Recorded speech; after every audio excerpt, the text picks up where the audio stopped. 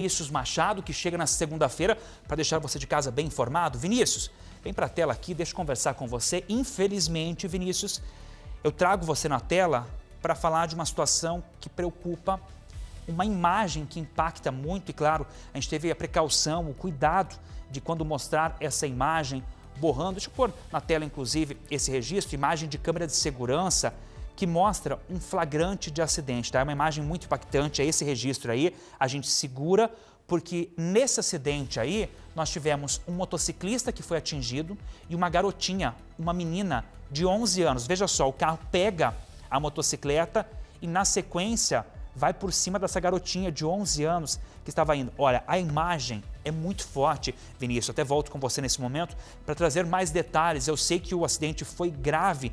Qual o estado de saúde? Onde que aconteceu tudo isso? Bem-vindo. Olá para você ligado no RIC Notícias Oeste. Nós estamos exatamente no cruzamento onde aconteceu esse acidente. É no bairro Periolo, cruzamento das ruas Florencio Galafassi com Buenos Aires. Para explicar para você aí de casa, o acidente aconteceu da seguinte forma. Uma criança de 11 anos seguia pela calçada subindo a rua Buenos Aires e estava aguardando para atravessar bem ali na esquina, quando um motorista furou a preferencial aqui na Buenos Aires, descendo a rua, atingiu em cheio um motociclista que seguia pela Florencio Galafassi e, na sequência, depois de atropelar o motociclista, o motorista do carro atropelou a adolescente de 11 anos. As imagens são fortes e, por respeito a você aí de casa, nós congelamos o momento da batida. A adolescente foi arremessada a uma distância de 11 metros e as imagens foram registradas por esse condomínio que fica bem aqui na esquina. As vítimas foram levadas para um hospital mais próximo. A adolescente apresentava uma suspeita de fratura em uma das pernas e também ferimentos na cabeça. O motociclista tinha suspeita de uma fratura no braço e também numa costela e ambos foram levados para um hospital para exames. Agora, o que a gente observa aqui nesse ambiente? Olha só. O local onde houve o furo de preferencial é exatamente esse aqui.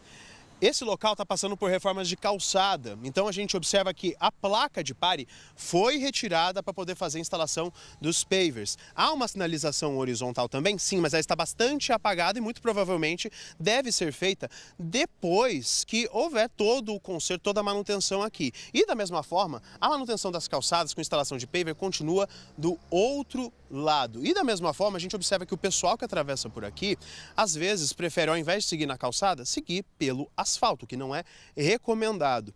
Em nota, a Secretaria Municipal de Obras informou à nossa equipe que o município se solidariza com a estudante, com a sua família, e o trecho está em obras e com todos os cuidados que devem ser tomados pelos motoristas. A empresa é responsável pela obra durante a sua execução, porém não é possível transferir a atenção e os cuidados que os motoristas devem ter para as obras de infraestrutura.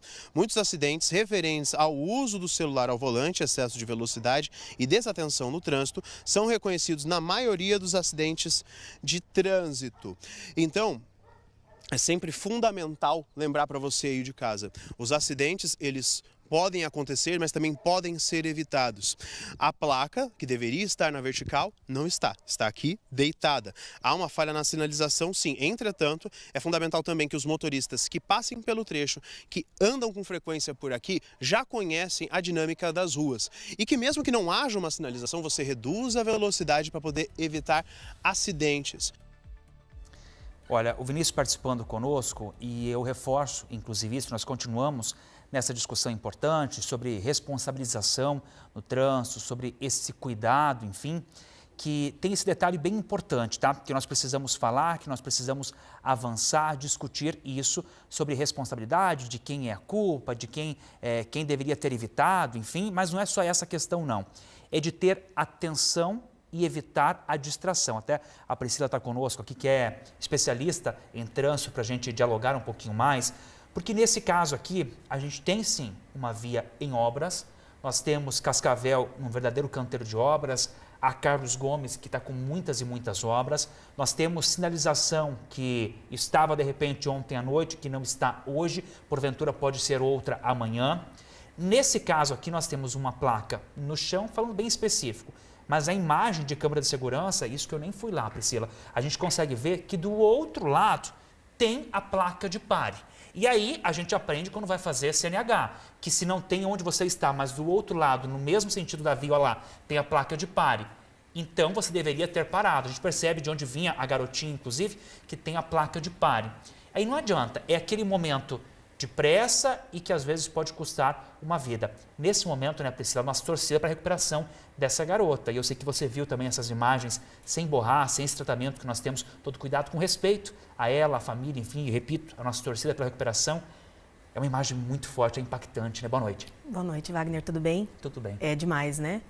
É terrível que a gente veja ainda situações como essas, né? Nossos jovens tendo que sofrer com esse tipo de situação.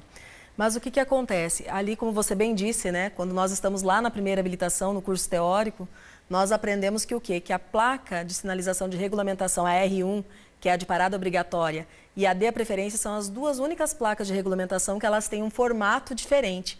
Então, a de parada obrigatória ela é hexagonal, justamente para que a gente possa, do outro lado da via, poder identificar que é uma parada obrigatória, mesmo que do nosso lado não tenha.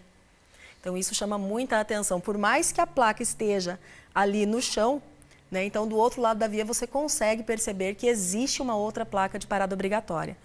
Fora a velocidade, né? A gente percebe que a velocidade com que o carro se aproxima, que o automóvel se aproxima, é realmente muito alta. E aqui a gente percebe um detalhe importante, que essa via está em obra, né, Priscila? Que ela não tem a calçada, mas tem a pedrinha ali, enfim. Mas vale a pena, porque a nossa intenção é conscientizar de fato, para aqueles proprietários de imóveis que não entendem essa responsabilidade com a calçada, com a trafegabilidade dos pedestres, dos ciclistas, o ir e vir, a acessibilidade, que nesse caso aqui está em obra, mas muitos outros podem circular pelos nossos municípios que estamos acompanhando, não só falando de Cascavel, Brasil afora, estado do Paraná afora, são muitos locais assim, onde o pedestre precisa ir para a rua. E nesse caso, a menina foi aí pega pelo carro no momento em que ela fez isso, né? Que ela saiu de uma parte de barro, estava chovendo, inclusive, né? Exato, estava chovendo, então veja quantas são as condições adversas, né, dessa situação. Percebe-se que é um local que está sinalizado com cones, justamente para chamar a atenção, tem cones em vários locais do cruzamento. A criança, ela se desloca da calçada, porque ela tinha calçada até um determinado ponto, e aí ela, pelo que eu percebo ali na imagem, ela desvia entulho da própria obra, né? E é nesse desvio do entulho que ela acaba sendo colhida aí pelo veículo. Mas a questão aí que nós precisamos ressaltar, claro, é necessário que se faça esse recanto, né, para os pedestres, que é a calçada. Ele é extremamente necessário, que seja bem feito, né? Então não tenha ondulações, não tenha degraus. Isso tudo está muito claro, inclusive na lei das calçadas, né, dos municípios. E precisa ser fiscalizado e cobrado pelos municípios, pela Câmara de Vereadores. Isso precisa ser realmente entendido que é uma função nossa como cidadão. E voltando lá à questão da velocidade, eu friso muito essa questão da velocidade, porque se o cruzamento não tinha sinalização, Wagner, o mínimo que a gente teria que fazer então é reduzir bastante a velocidade.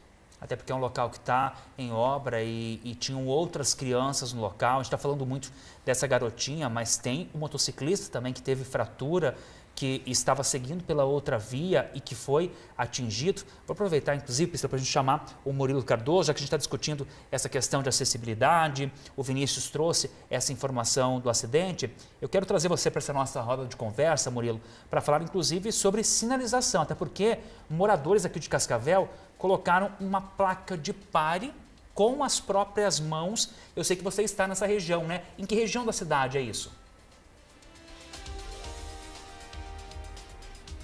Wagner, nós estamos aqui no bairro Maria Luísa, onde semana passada a gente até já falou sobre o caos que estava ali na pracinha, né, por conta das obras que giram, né, aqui em torno da Avenida Carlos Gomes e respinga aqui na Alexandre de Gusmão. voltamos para cá para falar justamente sobre essa falta de sinalização. Nós estamos no cruzamento da Rua Rodrigues Alves. Vou até pedir para o Marcelo mostrar para a gente. Esse cruzamento é onde semana passada nós falamos sobre um acidente que aconteceu aqui, justamente com um carro que furou a preferencial, bateu num caminhão, bateu num outro carro, foi uma bagunça toda. Mas, segundo os moradores, não é só esse acidente isolado, não. Outras situações estavam acontecendo por aqui, justamente por conta da falta dessa placa aqui. Na verdade, ela estava aqui o tempo todo, mas até a produção vai colocar uma imagem que a gente recebeu da nossa telespectadora, a placa caidinha ali no chão, quietinha na dela, não se mexia e ninguém mexia nela, viu, Wagner? E aí, essas situações foram acontecendo e claro que uma pior ainda do que a de semana passada pode acontecer. Por isso nós estamos aqui com a Chalize, que é uma das moradoras que decidiu levantar essa placa literalmente, né, Chalize? Boa noite, obrigado por topar falar com a gente. Por que vocês decidiram vocês mesmos colocar ali terra, pegar enxada, pedra, o que sobrou para tentar levantar essa placa? Primeiramente, a gente tem que pensar não só na gente, mas no próximo também, né? A rua, depois que o pessoal começou a obra, ela ficou muito... o pessoal não respeita a velocidade, né? Então, quem desce aqui sem a sinalização, ela acaba passando diretamente, né? Aí, ontem, quase bateram novamente um carro aqui, aí eu falei, vamos lá colocar a placa, né? Já que os órgãos responsáveis ou até quem mesmo arrancou não teve a capacidade de vir colocar, né? É complicado para vocês, porque você até estava me contando, essa foto que a gente está vendo agora na tela da placa aqui parada, ela ficou cerca de quantos dias, pelo que vocês percebem que está sem sinalização por aqui? Desde o dia que começaram a quebrar, tirar as calçadas, acho que já faz uns 15, 20 dias, pelo menos. E nesse tempo vocês perceberam essa movimentação e até mesmo os registros de acidentes também? Isso, aham. Você chegou a entrar em contato com alguém aqui, pelo menos que estava trabalhando? Vocês chegaram a reivindicar, cadê essa placa, algo nesse sentido, ou algum órgão de segurança? Com o pessoal das obras, que é da Petrocon, né, e da prefeitura. Aí até no dia do acidente, o menino, um dos meninos lá falou que foi eles que ergueram a placa, mas não adianta só erguer e colocar no muro, dá um vento ou passa alguém, derruba, né? Eles chegaram a erguer a placa e estava aqui no muro? Estava no muro, só que não dava para ver o páreo porque ela ficou virada. Aí, dessa forma, para tentar resolver, vocês colocaram a mão na massa mesmo e, de alguma forma, tentar salvar o trânsito aqui dessa rua. Exatamente. Ainda mais que não é só os carros, né? Passa bastante criança, porque aqui tem 2, 3 escolas próximas, né? Tem até idosos que atravessam a rua aqui, que vão na igreja próxima. Beleza, Chalize, obrigado pela sua participação aqui com a gente no RIC Notícias. E é isso, né, Wagner? A população tendo que fazer o trabalho, claro, dos responsáveis. Na verdade, a gente até, a própria moradora entrou em contato com a Transitar e a resposta da Transitar é sempre a mesma em relação às obras. Quem é responsável pela sinalização em época de obras é a empresa responsável por parte da Secretaria de Obras. A Transitar só coloca a mão depois que os trabalhos são finalizados e entregues para a comunidade. Então, enquanto isso, já que essa placa, num cruzamento super importante aqui do Maria Luísa, Rua Rodrigues Alves com Alexandre de Gusmão, os moradores mesmos que colocaram a mão na massa e ergueram a placa de novo. Wagner. Não é o que deveria acontecer, né, Murilo? Obrigado a nossa entrevistada, mas é algo louvável, né, Priscila, que a gente tem que destacar, porque é a comunidade que está percebendo. E nós entendemos que a cidade está um canteiro de obra, que é muito importante e que não tem como a gente parar a cidade. Ah, que bom se a gente pudesse, como vai reformar um quartinho em casa, ninguém entra naquele quartinho enquanto não está pronto. Com uma cidade, com uma obra pública, não é assim. Nós temos um trânsito muito movimentado, muitos veículos, uma frota que cresce, né, Priscila, dia após dia, mas o que essa comunidade fez é exatamente o que a gente precisa no trânsito, empatia, se colocar no lugar do próximo. E nesse caso, se a empresa não está fazendo a parte, quem que fiscaliza? Na minha modesta opinião, a Transitar tem que notificar, então, a Secretaria de Obras. A Secretaria de Obras notifica a empresa, que nesse caso é a Petrocon que está fazendo a obra. Isso às vezes é muito moroso. Então, o morador tem que ser mais ágil, a Transitar às vezes tem que intervir. Por quê? Nós não estamos falando só de um acidente que pode ter um prejuízo. Ah, quem que é o responsável? Quem vai pagar o meu carro? Nós estamos falando de vidas, né? De vidas. E é muito importante que nós frisemos também, Wagner, a questão de respeito à sinalização, né? Aqui nós estamos falando que a sinalização está deficiente, né? Porém, o que acontece? Então, você percebe ali, está em obras, tem cones. O que os cones significam? Né? Eles são uma sinalização temporária de algum problema, de alguma situação que pode vir a acontecer se você... Então, o que você faz? Você reduz a velocidade. E ali, na própria reportagem, a gente viu, né, algumas situações ali, 2 veículos chegando bem próximos no cruzamento com uma velocidade incompatível com o cruzamento, né? Vimos um outro veículo de obra passando numa velocidade também incompatível. Então, isso acontece de que forma? Se você não respeita a sinalização, ela existindo ou não, né? Então, não existe sinalização. Ok, eu tenho a desculpa. Mas e quando existe? Né? Então, nós temos vários sinistros que têm acontecido na nossa cidade relacionados a quê?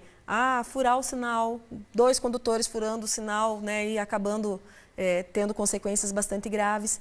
Então, aonde nós temos esse canteiro de obras, como você bem disse, né, a questão da Rua Carlos Gomes agora, que nós vamos ter aí por um bom tempo essa obra, então nós precisamos nos conscientizar e ser empáticos, como você disse, de todas as formas, desde obedecendo a sinalização, prestando atenção em, de repente, alguma sinalização que esteja deficitária por conta das obras. Então, nós precisamos tomar essa consciência, que nós precisamos reduzir a velocidade, redobrar a atenção para que realmente vidas não sejam ceifadas por causa do trânsito.